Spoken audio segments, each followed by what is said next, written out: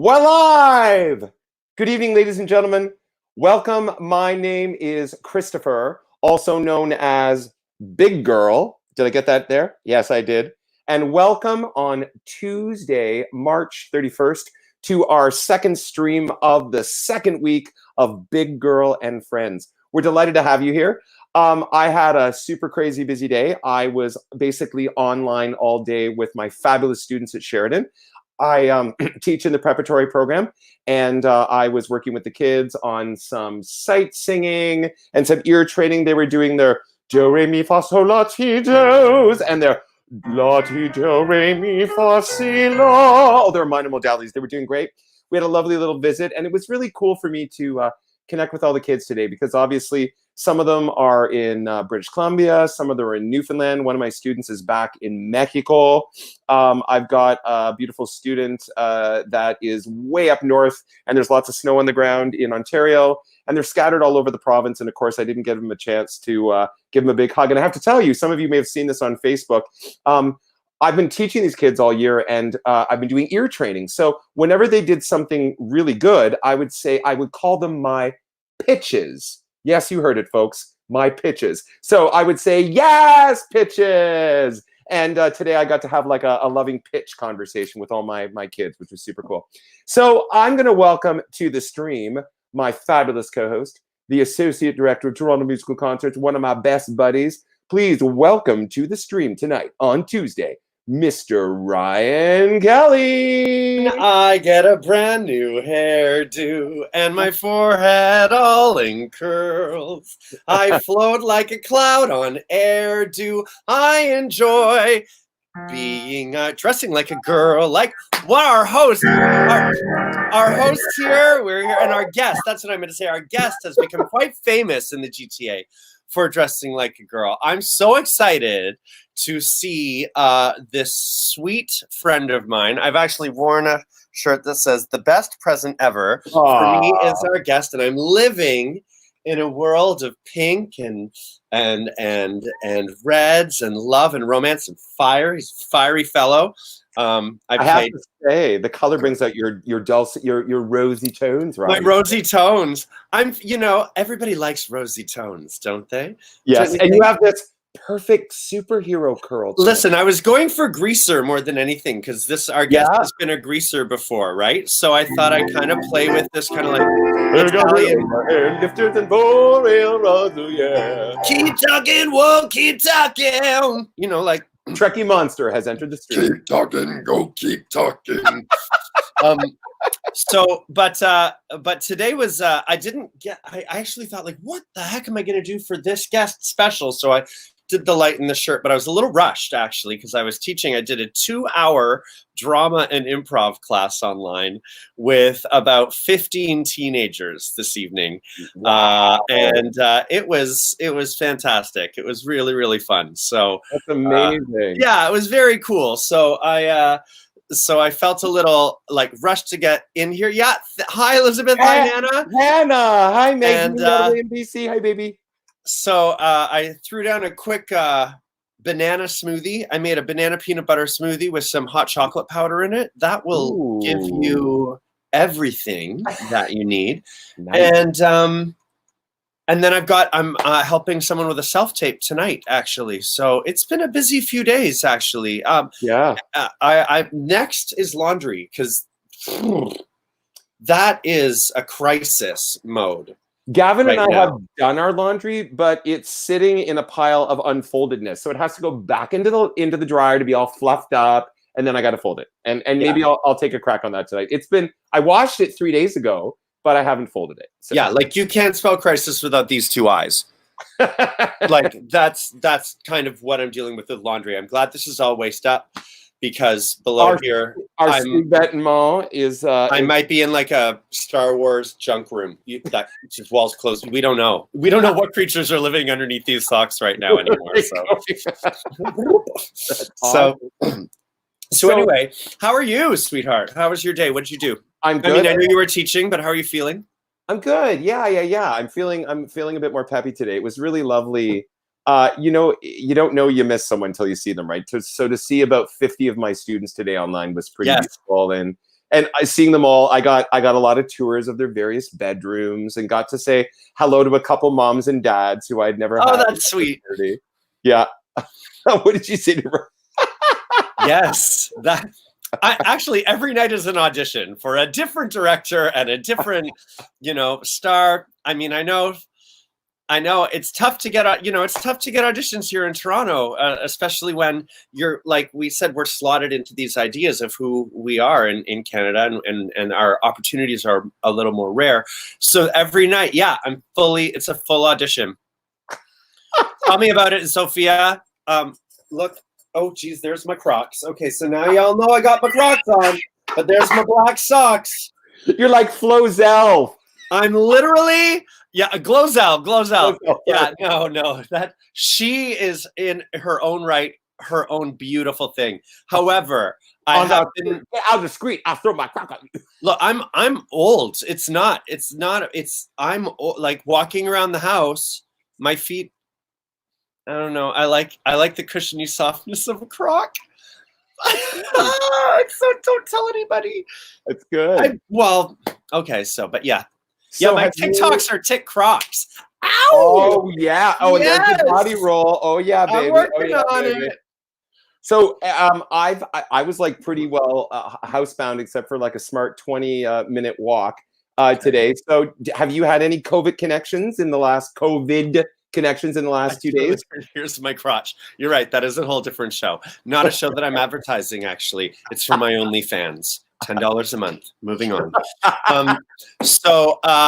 Yes, actually, and I meant to, our show wrapped up last night, but I meant to give a shout out and a love out to, we were doing a lot of Rocky Horror Love last night, and being with Erica Peck being on the show, we were giving some, I don't think we talked much about it, but we mentioned in passing her connection with Kinky Boots as well, and she was in the Toronto cast of Kinky Boots with this person who was in Rocky with us in Sudbury, who I had a COVID connection with. Yesterday on the street, I needed milk for my tea, and so I walked outside, and walking up the road in perfect turnout, as he does, there was the illustrious and beautiful Mr. David Lopez. Ooh, David in a pair of red gloves and a leather Crocs. jacket. No. Not in Crocs. That man would never be caught in Crocs. No, never. Looking just perfectly stylish, and we saw each other from afar, and it was like, hi. And then we like walked toward each other. Oops, there we go. And then it just like walk. Oh, and then we just slowed down. And then stepped back. So like, good to see you. How are you? Good. Like, it was weird, but it was sweet. And then we like try to give each other a hug across the divide. But he played Frankenfurter up in Sudbury, and then was also one of the angels with Eric in Kinky Boots with Erica. Right. Erica wasn't an angel, but he was one of, and he's incredible. So that was a lovely COVID. That was your COVID connection. COVID connection. COVID connection. Oh, yeah, again, I don't riff.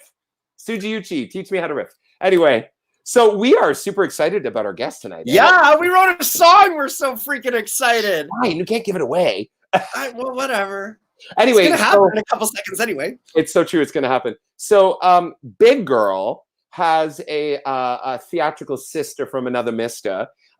She has appeared for the past 2 seasons, if I'm not mistaken, in Ross Petty's fabulous panto as the dame, the panto dame, Miss Sugarbomb. Oh my God, Ryan Kelly, do you know that you and I did the panto for Ross Petty in 2003? Sorry, my headphones. Sorry, I don't know if it's my headphones or my brain. I'm just not acknowledging. Yeah, I'm not acknowledging that. So my sister, my theater sister from another Miss Sugarbomb, who has also graced the stages in so many fabulous productions, as Ryan alluded to, Grease at the Elgin and Winter Garden Theater, has done some fabulous work with. Don't Stop Believin'? Yeah, Don't Stop Believin' for Mervyn. And he did My Dinner with Casey Donovan at Buddies and Bad Times, the Sky Gilbert play. I've done some fantastic work out in Calgary at Stage West Calgary. What else? Oh, how dare I? How very dare I? Very the dare. Toronto Musical Concert appeared in our first season at the Al Green Theatre in a beautiful performance of Merrily We Roll Along. Playing my best friend. Playing your best friend. And then also appeared last spring in Parade as a very mean. Playing my worst enemy. That's right. So shall we sing this beautiful song? Oh, I'm ready. I've got it on my phone, so Okay, I am reading my lyrics. We've never done this before, so we're gonna try this. Here we go. You ready? Yeah, it might be totally off.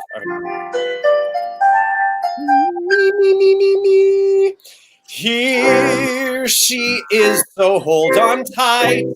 She's such a grand delight. She's called Michael DeRosa. She's one of my favorite chums. And with her sugar bum, she's called Michael DeRosa. Woohoo! You're in! Michael! There she is! Hey! Hey! Yes. Oh, Michael! Oh. Fabulous. no, Michael, show us that fan. Pull me down. Oh, Oh I my love it. God. The only person with a fan, okay? Thank you for being a big girlfriend. Oh, yeah. Michael. Great song.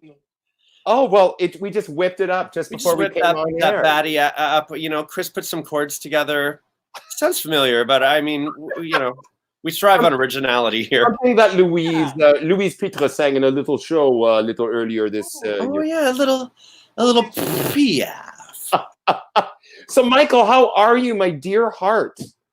Listen, great. Everything's, I don't know, we're all at a standstill. It's kind of, what a jarring time, but Yeah. a great time of pause too. Yeah, for But, sure. well, Where are you where are you physically situated in the world right now?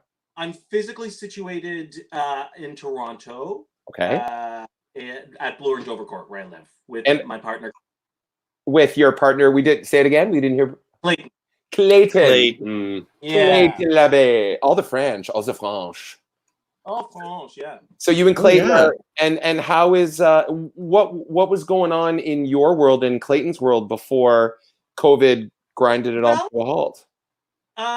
Yeah, we were both. He works for an animal clinic. He's a nurse in a vet hospital. Oh wow. I was in schools. I was working at this arts high school that I work at, Unionville High School, and your alma mater, is it not? What's that? My alma mater. It's your alma mater, yes. That's right. But it was wild because they came on the announcements, asked the students to do a locker clean out because they announced that they were going to be closing until April 4th at that point. So that was wild. Oh God, Val.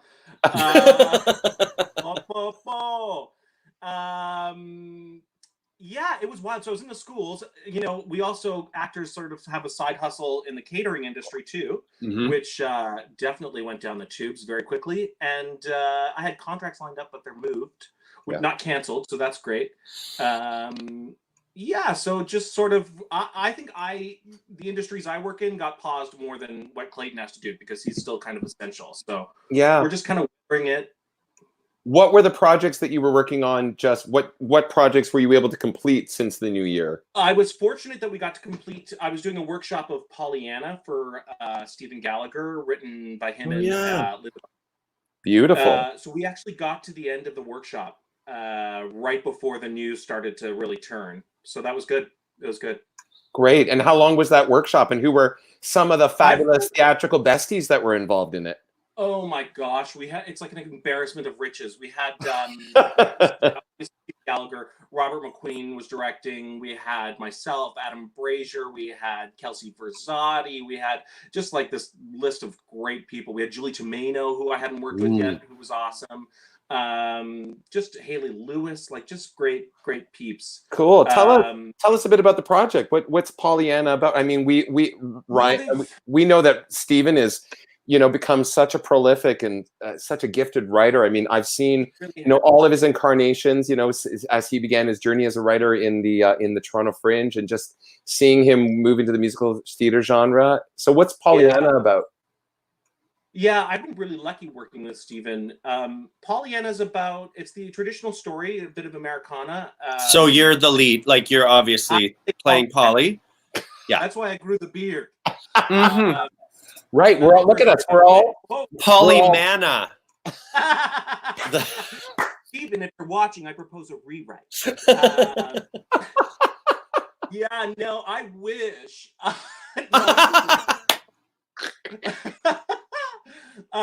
No, what happened? Yeah, it's about a little girl who comes to a town. She's orphaned, and she sort of has to turn this cranky town around with her doses of optimism and joy. And I'm one of the people that had to get turned. Yeah. And there's an event in Act 2 that sort of makes the town sort of have to rally around her. So it's a really nice piece. It really highlights some really innocent, beautiful themes, and it's been in development for quite a long time. I think I've been workshopping it for 5 years now, like off and on. Oh wow, So amazing. it'll be nice to see it come to fruition and get to watch those writers get to see it up and in front of an audience. That's super cool. Because I think it's ready. It's at that point where I think that it's baked. It's like, okay, get it out. Let's cool it and let's go. Nice. So you like Ryan and I, you've been performing, you've been involved in workshops, you've also teaching, been educating. Yeah. How have you found your experience in the arts education world? It's something that I've always gravitated towards too, because I was fortunate enough, as you mentioned, to have my alma mater be Unionville, and so I was a young, very closeted kid, right, growing up in Vaughan, and there was a lot of machismo, a lot of these really macho energies at school. So for a kid like me, I was terrified of going into the high school system. I was really engaged in art and in the arts and in theater specifically. And so I sort of took this shot as a 13-year-old and auditioned for this arts program and then got accepted into this world. And suddenly I was in this place where people were like me, where conversations were happening that I wanted to be having, where I felt accepted for what I was. And we were working on crazy great plays. I mean, when I think back, actually, I think that the ministry would have a problem with what we were doing, because I think we did Judith Thompson the Crack Walker at one point. We were doing selections from it. Right. Wow. In the streets, like, they exposed me to the Canadian like oeuvre. So it was a lifesaver. It was a life raft for a kid like me. Yeah. And so for me to work in programs that engage kids in the same way and sort of welcome kids and push kids in the same way is no different than, the reward I feel performing. Mm-hmm. Just there's a rush.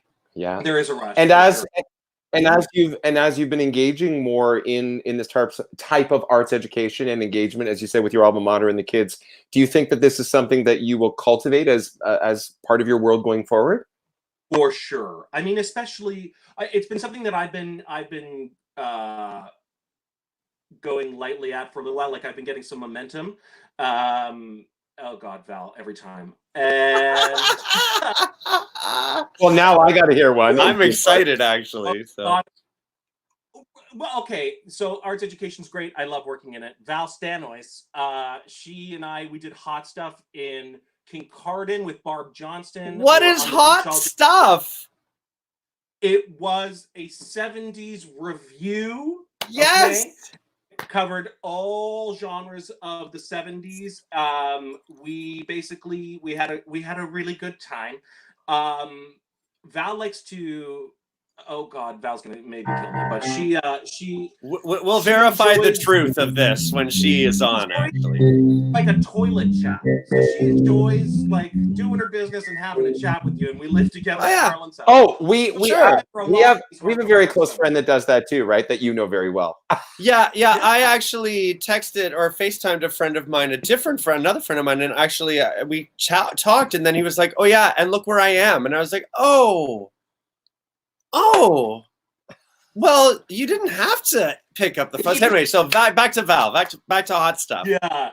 No, oh God, what else did we had a crazy time out there. It was like in a gymnasium. It was the three of us. I I was in these like pants that didn't quite fit. And there's this video of me in huge platforms going upstairs with these pants coming right down my ass, and these like 50-year-old women screaming around me. I was like, is this what being a rock star is? Because this is awesome.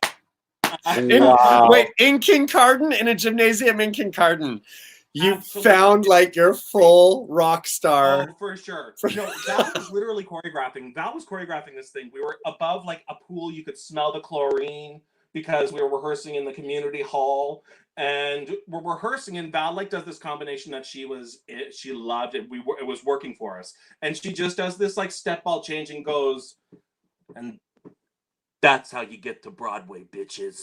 And I was like, chlorine. What do you mean? That's amazing. Oh, the truth is coming out. This is literally like a reality show of World Confessionals about Michael DeRose, actually. I think we're going to learn a lot about you tonight. Yeah. I'm an open book, Ryan. Well, Yeah, I know. Michael, you've got some beautiful music to share with us tonight. What was? Yeah, we're doing that too. What were you feeling like sharing? And tell us what it is and why, and what do you want? What's going on? Yeah, what are you going to sing for us, sweetie? Oh my God, I'm gonna sing everything I have. No, we'll be here for hours. Val is social distancing. That would be a first, Val. I chose songs that I can't normally perform because sometimes it's a lot for the accompanist. Mm-hmm. So I picked 2 Jason Robert Brown pieces just because I love singing them and I wanted to have a bit of fun. And then I picked the song that's been in my head since this whole thing went down has been Being Alive, Stephen Sondheim. And yes, cliche, but also right to the heart of the matter. Yeah, I think. So it's just something that I've been connecting with the last couple of days and listening to different versions, and I don't know, it just felt organic. That's awesome. I just saw Robert Marcus joined us as I saw Robert's here now. No, a flash. Can you imagine? You just pull him over. But I saw an amazing a video today of waving through the window from Dear Evan Hansen that Platt was performing with the cast of the current American tour. I didn't see Alessandro. I saw Jesse Sherman on the video, but like that song, obviously we know the context of it for the show, but for me, it had a whole nother meaning. Ryan. Waving through a window. Anyway, I think it's time for me to take Ryan out of the stream. I'm going to mute myself and go away for now. So Ryan, Ryan. Bye, Ryan. Michael, take it away with your fabulous. Oh God, okay. Oh, sorry, you're right. Sarah Strange. It wasn't Waving Through the Window. Of course, it was You Will Be Found. Thank you very much, Sarah Strange, for keeping a big girl on track. Yeah, but I gave Ryan a bit, so that's good. It's exactly right. All right. So Shiksa Goddess, baby. Be my Shiksa Goddess. Here we go.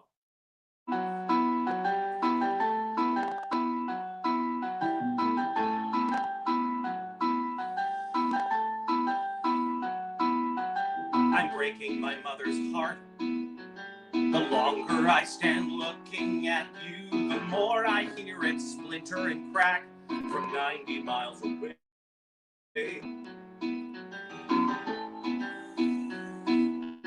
I'm breaking my mother's heart. The JCC of Spring Valley is shaking and crumbling to the ground. And my grandfather's rolling in his grave. If you had a tattoo, that wouldn't matter. If you had a shaped head, that'd be cool. If you came from Spain or Japan or the back of a van, just as long as you're not from Hebrew school, I'd say, no, I'm getting somewhere. I'm finally breaking through. I'd say, hey, Shiksa Goddess, I've been waiting for someone like you.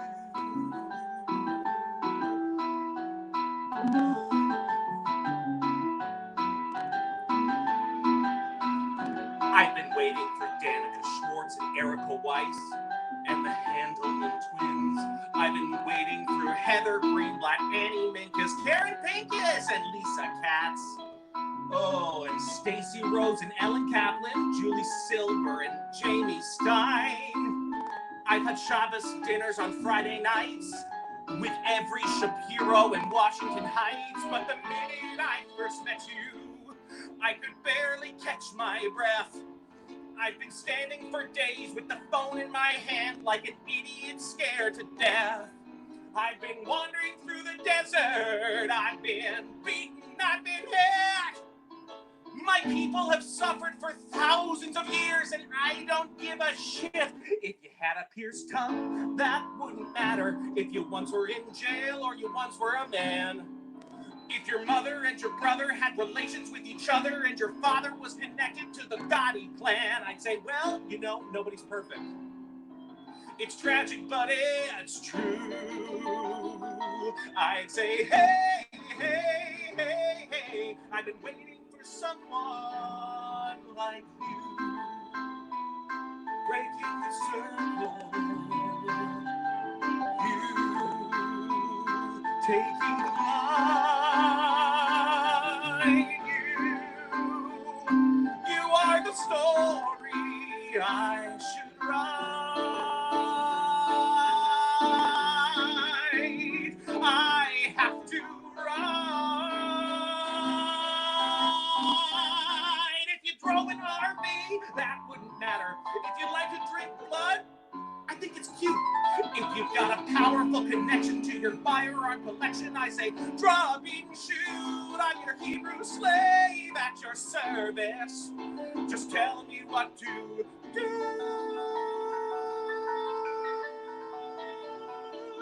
I'd say, hey, hey, hey, hey, I've been waiting for someone. I've been praying for someone. I think that I could be in love with someone like you.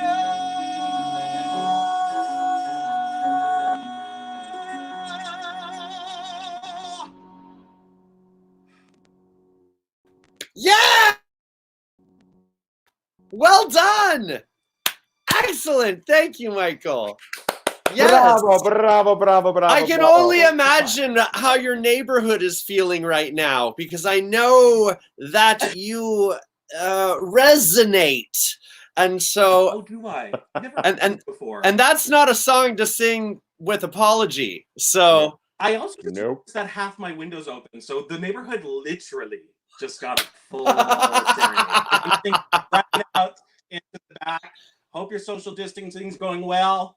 you know what? But that's what we, sing to the horizon, Michael. Like sing, let the sound go all the way from here all the way there, right? That's it. If we can bang on our pots and pans for our healthcare Fair professionals and our first care responders, you can be making Amen. a joyful noise. Gay men. Amen. Michael, you're look. I know since I met you, and it's How did you meet him, Ryan? Well, we met.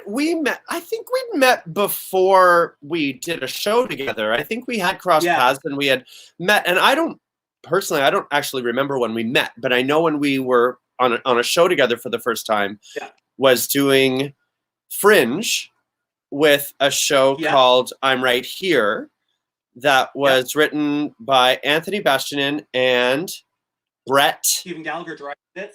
Gallagher directed it. Brett. Oh man, why am I not remembering his last name? Chris, you know him better than we do, actually. Brett McKeag. Brett McKeag, that's right. And because he has is it a McKeag that does photography, a Rachel McKeag? Oh, sorry. Former partner. Former partner. Okay, well that is what it is. That was a connection. It is what it is. But anyway, so Brett McKeag and Anthony Bastianin put together a song cycle about connection, and Michael and I were cast in it together with Lana Carrillo and Jana Polzin, and that summer was the summer my father passed away. I was in rehearsals. And Stephen Gallagher gave us Pride Day off for rehearsal. And that was the night my dad passed away. And we came into work the next day and I was there to work and I was okay. But we got to singing that last song together about connection and about being there with one another. And it was a song where we ended up holding hands in a line or putting our arms around each other. And man, the whole room just wept and held me. And I felt so loved and safe and supported. And for me, that has really locked in a memory and a sense memory and friendships from that show. I remember that. You were on a journey on that one.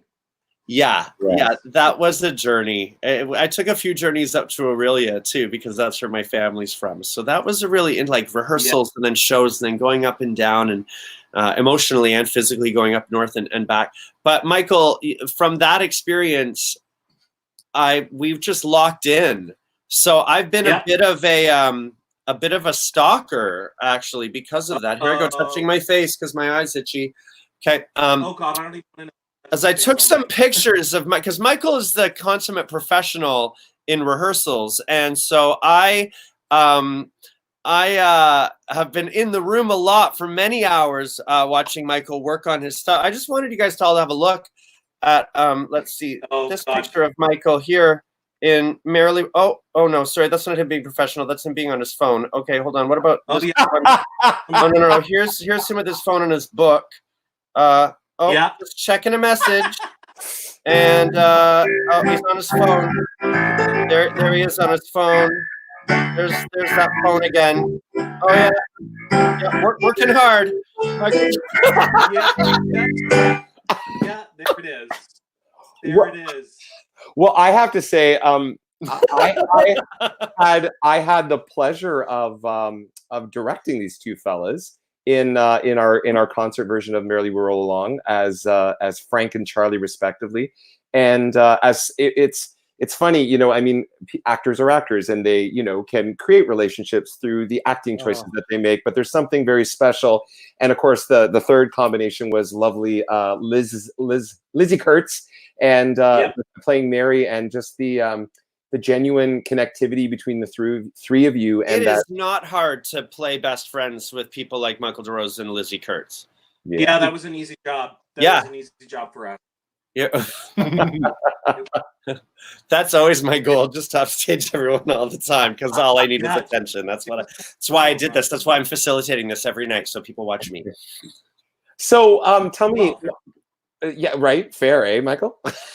I was going to say. I also have to tell everybody that with those pictures that Ryan took in rehearsal, I'd be looking at my phone in the book, and then he'd sneakily send me the picture of him, and I look up and I know that bastard was somewhere doing a scene, and he was turned around and did a little snap. That's awesome. Gentlemen, it was good. It was fun. That's the thing. When you get to work with friends, it's not work. It's like you go and you get to visit them and you get to hang out with them, you get to connect with them. But it's different than working at I don't know, like a McDonald's or a pizza store with your friends or a restaurant. When you're working in a show with friends, it just makes your friendship stronger. It makes you better friends. And that's what I feel about this guy right here. I like this guy a lot. I don't know if Ryan and I are going to be able to know how to talk to each other in person after this is all done. I'm not interested in doing that at all, actually, Christopher. Our relationship has completely turned into a virtual relationship. Dunzo. That's great. I just wanted to share, we have our first donation for the night, a wonderful $50 donation from Damien Atkins. Thank you, Damien. Thanks, Damien. The Actors Fund of Canada, AFC helps. Every little bit helps to support the artistic community from coast to coast. As I said, whether you're an actor, whether you're a grip, whether you're a camera person, anyone affected by COVID-19 in the midst of this pandemic has the opportunity to be supported by the Actors Fund of Canada. So thank you, Damien, for kicking off the donations tonight. So incredible work. So speaking of friends and old friends, I was able to play that cue. I was just like, you were singing away. I'm like, where's the score for Old Friends? Hey, yeah, it dropped right back in. You got it. Yeah, well, I can't let you know. Seth Rudetsky's got that stuff at his fingertips. I need a little bit more work. It's good. But so in this social isolating phase, in this social distancing, how have you been connecting with your friends? You know, there's been a lot more, obviously using technology to all connect. You know, some members of my family had a connection last Wednesday. We talked online. Also, my friends were checking in a lot more with each other. I find like there's a lot more phone calls and a lot more reaching out. Yeah. Because I think everybody's nervous and isolated, and it's really reinforced, you know, the people that are around that you really want to make sure that you cultivate and keep with you. So I think we've you know, I've been communicating, like, yes, a social distancing, but I think more communicative than usual. You're not the first person to say that, actually. Someone put on Facebook the other day, is anybody noticing that their social media social activity has actually increased since? Absolutely. Yeah. Absolutely. It's, I mean, I think that we're all, you don't realize maybe what you have till it's cut off from you. And I think that there's definitely a feeling of, oh God, I can't lose this person. I need to check in. I need to find out how they're doing, because you know, it's lonely. It's a scary, lonely, isolating, weird feeling that none of us have probably encountered in this on this scale. Absolutely. So I've been finding the need to connect more, I think, than usual. Like not taking things for granted as much. Right? Yeah. I've been a part of this group for the last week and a half. I should have this right in front of me. It's a shake and move, session from 9 o'clock until 9:45 that's being facilitated online through a friend and colleague of mine named Michael Haltracht. And Ryan, you wouldn't, I don't know if you remember Michael. Michael stage managed Cocktails and Candy Canes, but like when we did like the full show back in the day. With the tap dancing? At the Isabel Bader, yeah. So anyway, Michael Haltracht is also very involved in you know, kinesthetic connection to emotion, and he's facilitated this wonderful group that gets up and just he DJs it, and it's just a free for all, and people are grooving with their families, and I've connected, and at the end we can share at the beginning, and it's 45 minutes of free form, and then we have a sort of a debrief, and we can like share what's going on, and we have breathing together, and it's been just such a really cool way to connect with people, like right across the state. Like there's people from the States that are participating. So it's really become this national, international community through movement, just shaking our anxiety and shaking our bad energy away through the internet. It's been a very fascinating way to connect with people through new means. Yeah, it's like community is not gone. You know, like community is not gone in this situation, as evidenced by what you guys are doing and what we're talking about with the Actors Fund tonight. It's not gone. We're just sort of figuring out a different way to talk to the community and to communicate and to be there for each other in a way that's healthy and that is safe. And but that does give everybody a bit of support. So that is something to watch. That's unreal on social media. Watching this sort of, you know, circling of wagons that's going on. Absolutely. Yeah. Well, it's funny, you know, Mike, you expressed that you thought that maybe choosing the song "Being Alive" from Sondheim's Company was a little cliche, but I don't think so. I mean, you know, come on. I don't think so either. I think it's right now. I pull it it's rather apropos, I would say. No. Just look. I mean, but can you sing it? That's the question, Michael. Can you actually sing it? Not an easy song to negotiate, actually. Drop gauntlet, drop. Just checking in. Okay, great. I'm gonna really try it out. I've taken it down a few steps just to see, just for my neighbors. You know what? Right. Just mark through, Michael. Just mark through. But I was. You two are bad. I was gonna say, isn't it? It's interesting, that I guess this is the. You know, if I may very briefly, when Ryan and I were involved in a show that I wrote that Ryan supported me in as the star of the show, Living with Henry, the show was my journey, was my personal journey with HIV. But what became evident to me was that, before I get like all heavy-handed, yes, you're absolutely right, Sarah Jean. Michael does not know how to market. It's true, right? You know, he knows more than anyone.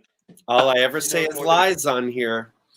But what I was going to share is that even though, you know, as we were exploring the piece together, Ryan and I was writing this, you know, the lens for me was talking about my journey with HIV.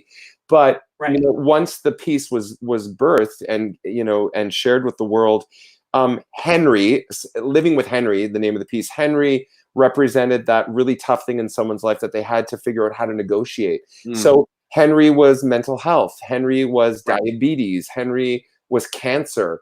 It was depression. It was that thing inside of someone's personal experience that they had to learn to integrate into their existence so that they could live balancedly. Which was important at that time too, because originally the way in for the audience was through the character that I was playing, which was Chris. But in reality, the way in for the audience was the character of Henry, because everybody has one The virus. in their life, whatever virus. that was. It was the mental health or the limitation or the fear or the virus or the cancer or illness. But we've all got, and my father really related to that. It became his favorite show I'd ever done, the idea that everybody has a Henry. So yeah. And I remember you saying that, Ryan, that was a really profound entry point of conversation with your dad. And it's funny that Michael's here, and the idea of my father keeps coming up, and not to make it about my father entirely, because we weren't that tight. But I know that we also had a lyric that we sang together about our fathers that we sang to each other in that show, in that final song. And That's right. And it seems to be this weird sort of connection with Michael and I, is that we play these men that go through things together, and that's really exciting, actually. I want nothing more than to do that for another 25 years. Yeah. Yeah. And I guess as we're going to lead into your song, I was just going to say I guess that's the joy and the beauty of the art, is that even though a writer may, you know, Sondheim wrote Being Alive and the lens was around relationships and potentially getting married or being in partnership. And my show was about HIV. But, you know, when people came up to me and said, you know, thank you for helping me understand that I wasn't alone, that everyone had Henry, and that I felt that sense of community and support. And that was very profound for me. So whether it's the Dear Evan Hansen cast singing, you know, You Will Be Found, out of context now how it relates, or Being Alive, I just think it's wonderful that we can offer these beautiful pieces of art up and let them speak to what's happening in the now, which is your lead-in. Yeah, that was a lead-in, and then I interrupted it. No, just take us to make us alive, DeRose. Okay, I'm gonna make you alive. I'm gonna turn on my Bluetooth first, though. See, you hear that? Oh, good. Oh. Yeah. Oh, I just hiccuped too. Did you hear me turn? I turned on my own Bluetooth right in my esophagus. I think you might have activated it. Wait, hang on, it's happening. I'm so ready. AFC. I know. I got my finger on mute. I'm ready. Okay. Boom. Apple Music. There we go.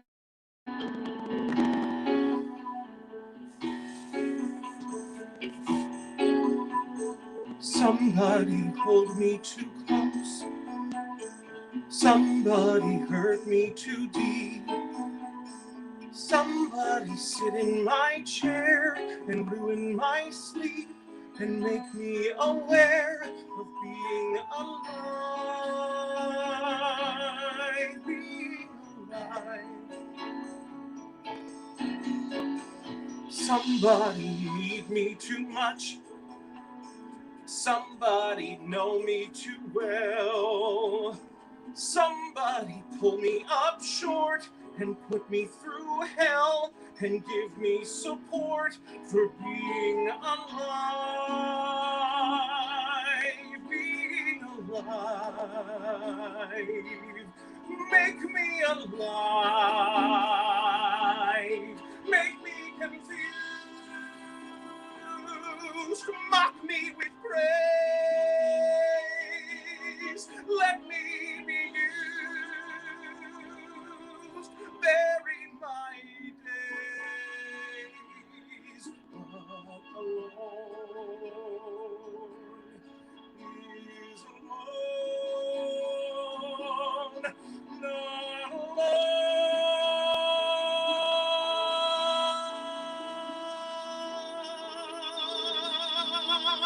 Somebody crowd me with love. Somebody Somebody force me to care. Somebody make me come through. I'll always be there, as frightened as you, to help us survive. Being alive. Being alive. Being alive.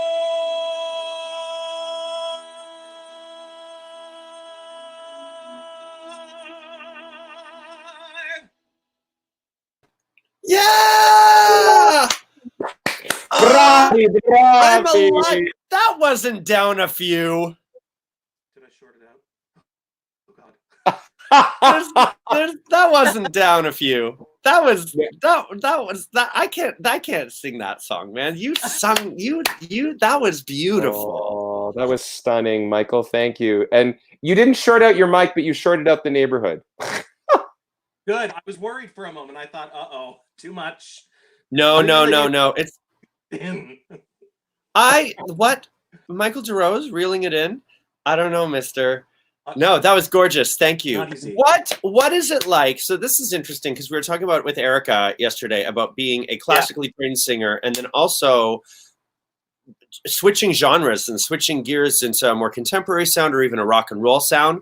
Tell us, and we've heard that from Gabby as well, a little bit about her technique and breath control. And so from a male gendered voice perspective, what is it like as someone who juggles having to work in a more classical or trained space and then also kind of breaking the rules?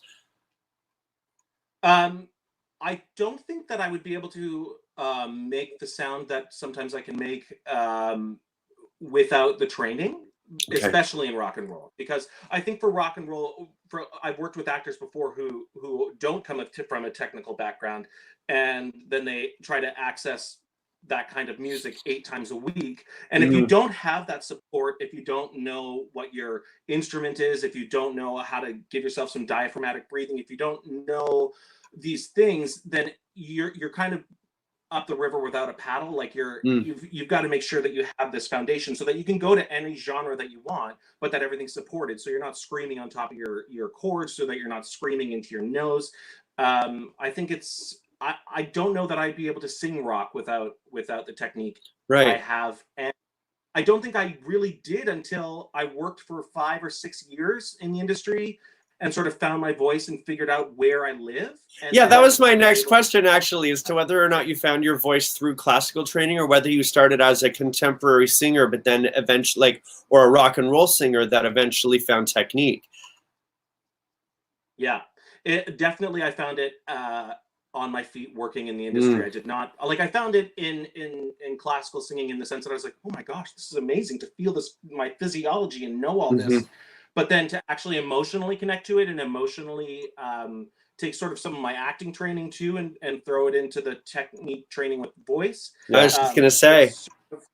It marries it. And also, you know what? I have to say that my acting training is the number one thing that I know the argument of the song, then I find that everything is engaged. I don't have to work for it as much as as you do. Like my diaphragm becomes engaged, my stomach muscles are working. Knowing what the argument of the song is, I think, is actually huge. And that how was that integration for you coming out of Ryerson acting school, going into music? Did you find it give you a leg up, or did you? And was the process of that knitting together a struggle for you? Yeah, I think if you asked Michael, the graduating Michael, he would say it was a bit of a hindrance because I felt like the Sheridan kids had better connections. There was something that was, there was something vocally that I got in university that I didn't fully get, the same way that a Sheridan student would. But then, as I started, hasn't hurt you at all in your career now. Yeah, it is. But then once I started working, I realized that I was sort of carving my own little niche into things, and I realized that the Ryerson training actually was giving me not a leg up, but it was pushing me ahead, because I was going in and I was able to make 16 choices where somebody else would struggle to make one. You know what I mean? Yeah. So I wasn't precious about it. I was willing to throw stuff away and go, okay, well, that didn't work. And then I was able to get back to the number one choice. So I think in the end, it really helped. In the beginning, it was scary because I graduated without the support system of dance and vocals that maybe a kid that went to a musical theater focused school would get. So that was terrifying.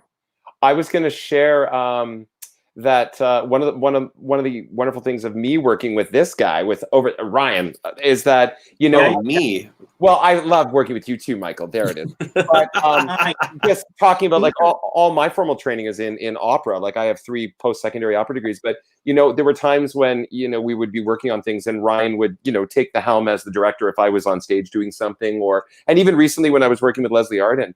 And he would say, yeah, lovely, beautiful voice, but it doesn't have to be pretty all the time. Like you're allowed to explore those colors. You're allowed to be a little less legit. You're allowed to be more raw. You're allowed to express the text through the color of the voice. I think it's also a difference between opera and music theater too. You doing the opera training that you've had, Christopher, the color and the story and all that does come through the voice in opera.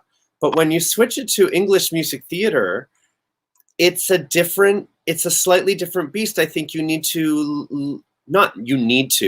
but in moments we can lose the classical or the technical sound in order to create an impact on your audience. Totally. The ear of a music theater audience is not listening for the same thing that the ear of an opera audience is listening for. Absolutely. Yeah. So that's the truth. Michael, I just saw a question about your mother made you train classically, but where did you learn to sing harmony? I don't know this woman. No, that's my mom. Oh, that is your mom. Oh, okay. To be honest, the way I learned harmony was singing to Bette Midler, going to the chapel, or Chapel of Love, over in the car with her. Going to the chapel and we're gonna get married. Going to the yes, nice. And I used to, I don't know if anybody's shocked by this, but I'm a gay man, and I would rollerblade around my basement listening to. I know, shocker. I saw that picture of you with your Barbie today, and oh my God, my heart melted. You know what? I looked at that picture and I thought of my parents too, and I thought, holy crow, that was awesome that you let me take that Barbie onto a flight and take her around to Italy. And yay, Mary Beth! Yay, Mary Beth! Yeah, thank you, DeRoses, and to Chicago, she says. Guys, don't start with her. She's our guest tomorrow. She is. I have a feeling. We're doing a special show called The Truth About Michael. This is awesome. Yeah, she does love Mama Morton. She does. MB does a really solid rendition of Queen Latifah singing Nice. When You're Good to Mama. So it's good. Yeah. Well, a couple things. I just want to take a couple minutes. I'm going to take you boys out of the stream for a red hot second. Visors. Just for a red hot second. I'll be back. So this is super fun episode with Mr. Michael DeRose. Just a reminder that this is a fundraiser for the Actors Fund of Canada. Every little bit helps. We're so grateful to our donor this evening. Thank you again to Damien Atkins for your wonderful donation this evening. If you're following us on social media as we're continuing, because we're planning to continue this, I did have a slip of the tongue on Saturday saying this was our last week. It's not our last week. Ryan and I, Ryan doesn't know it, but I'm committing us to do this, as from Monday through Saturday until our theaters open or until we get exhausted. But the hope is to just keep the energy going so that we can support the Actors Fund and keep our community connected. And if you want to follow us on social media, please don't hesitate to grab that hashtag Big Girl and Friends. Tomorrow, we have another fantastic guest that's going to be joining us. Another veteran of the Broadway, as well as Stratford, you name it, he's done it. The fabulous Mr. Bruce Dow will be joining us tomorrow, so we're super excited. So tune in on Wednesday. It'll be April 1st, April Fool's, and actually, it's also going to be his birthday. I'm not saying he's a fool, but he was born on April 1st. So, so join us tomorrow. We're excited about that. I'll bring you fellas back in So, Michael, I wanted to ask you. Happy to be here. Michael, I wanted to ask you, Ryan. I'm happy that you're here, Ryan. I'm gonna kill you. But the thing is, you can't touch me. That's the best part. It's like, I was going to ask you, Michael, before we get into your last beautiful performance tonight, if what's at the tip of your tongue and sort of at the fore of your brain of something you would offer to an emerging artist in the musical theater industry today? What's something that you would want to share with them? Oh, great question. You know, an emerging artist, sometimes I think you want to blend in when you're first coming out of university or coming out of whatever program you're in. You want to blend in. You want to be a little bit safe. Like you want to find your crowd in the musical theater world. And I would say that behooves you. I would say being your authentic self and not going into a group mentality and just focusing on focusing on your work and listening. That's like the number one thing that you can do to grow. That's why I love theater, because I love stories. I love to listen to stories. I love to learn from stories. If we can listen to each other in the rehearsal hall, if you can listen to your instructor guiding you, if you can listen to your scene partner, kind of the rest is gravy. I just feel like you just gotta have an open heart, open mind, open ears, and be ready to work. And I think that's the only way to go forward in this industry that's so difficult, as we know, but with some joy and with some love and heart, and to know why you're going up there every day. One of the reasons why I love working with you, Michael, it's easy to connect with someone when you're all on the same page. And so I'm extraordinarily grateful to have felt as safe as I do working with you for exactly the reason that you just described. So it does make a difference to come at it from that perspective. And also that we're so beautifully color coordinated. I just noticed in our fabulous and our facial hair. We're the Andrews sisters, or the DeRose sisters. Can we be the DeRosa sisters? The DeRosa sisters, nice. Like it. So, sweetheart, tell us what you're gonna sing us out. How are you gonna sing us out, honey? I am. Listen, it's a bit of a ballad. I've always wanted, so I thought no time like the present. So here it is. Okay. This is It All Fades Away from the Bridges of Madison County. Okay. You ready for it? You ready, Ryan? I hit play, but then I went back. I'm gonna go back. Okay. There was something in the desert. There was someplace wild and green, and a child in a village I passed through. There are places that I've traveled, and so many things I've seen, and it all fades away. But you,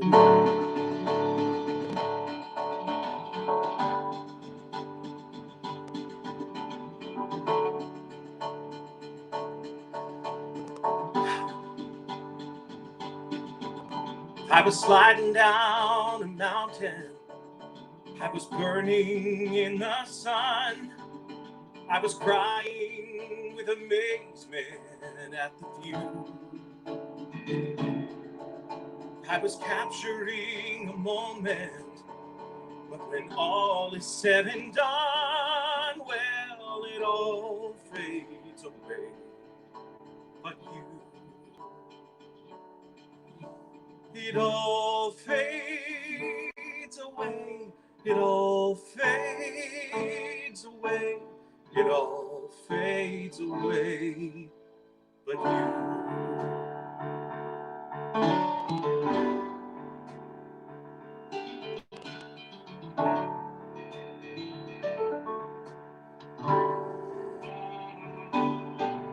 I have sailed across the oceans, past the cities and the farms, on a never-ending quest for something new. But the only thing that mattered were the 4 days in your arms, and it all fades away. But you,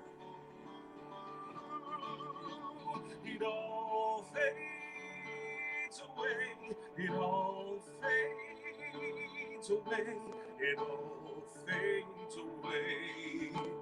But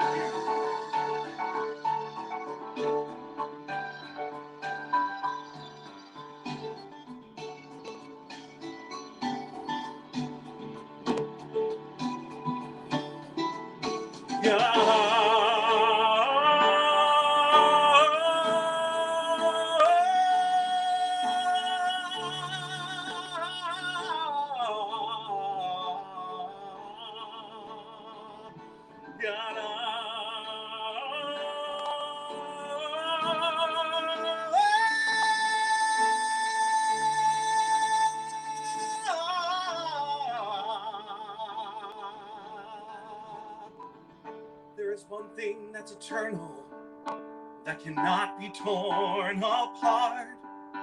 There is one thing that remains forever true. Past the thinking, past the breathing, past the beating of my heart, well, it all fades away, but you, it all fades away, it all fades away, it all fades away, but you, it all fades away, it all fades away, it all fades away, but you.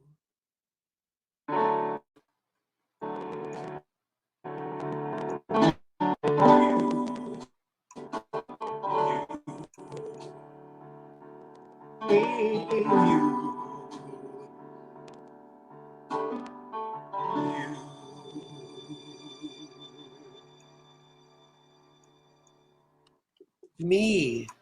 You. Me. You. Us, you, we. Michael, I forgot to mention that that we also got to know each other better doing Avenue Q up in Sudbury. Sudbury is a real hub for relationship and friendship building, it seems. Yeah, Avenue Q. yeah. Are you wearing underwear today? Is my question then. Always. Unless I'm not wearing underwear today. No, I'm not wearing underwear today. It's gone. Michael, I am so Michael, that was beautiful. thrilled Thank that you could join us. Guys, Thank you you so much for having me and for doing this. It's thank incredible you. to watch. Thank you to everyone that is viewing, and spread the word. And Michael, you're making the second episode. Oh, I of our love series you. So beautiful. Stick around, babe. We're gonna sign off, folks. Join us tomorrow for our wonderful friend Bruce Dow, and continue as best you can to support to AFC Helps. Thank you for joining us tonight. We're a little bit over time. Stay safe, socially distanced, don't touch your face, wash your hands. Love and light, and we look forward to seeing you tomorrow.